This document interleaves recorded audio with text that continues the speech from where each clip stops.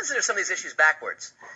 In this case, here I have a circle, radius of 7, and I want to see how the radius is impacted if the area is multiplied by 5.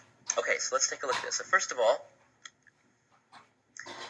what is the area? So let's find the area. That's going to be pi r squared, which is 49 pi feet squared. And now what I want to do is I want to multiply this by 5. So multiply by factor of 5. So new area equals 5 times 49 pi, which equals 245 pi. And how does that impact on the radius? So let's find out what the new radius is. So new radius, well, we know that 245 pi equals pi r squared. So the pi simplify, and I'm left with 245 equals r squared.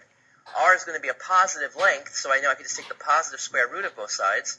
And what I see here is, after you simplify, 7 square root of 5 equals r.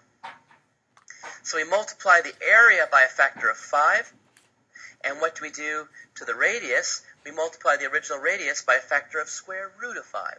Square root of 5. Again, we see that if we change the length, and the area sort of is by a square, and we're seeing that backwards. If we have the area, then we see the square root here for the length. Square root for the length. All right, try one more. Let's try a square. A 5 meter by 5 meter square. And I want to ask myself, if I triple the area, what's the impact on perimeter? All right, so first of all, what's the area? So the area is, well, 5 times 5 is 25 meters squared. And the perimeter, by the way, right now, so the current perimeter, we look outside and look at the perimeter. Oh, no, that's the barometric pressure. The perimeter is going to be 5 plus 5 plus 5 plus 5. It's going to be 20.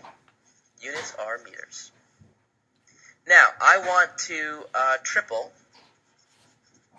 area. And so that's going to give me now a new area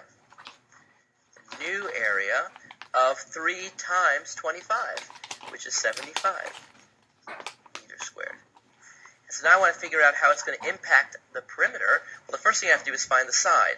So new side. Well, I know that s squared equals 75. That's how you find the area. It's side squared.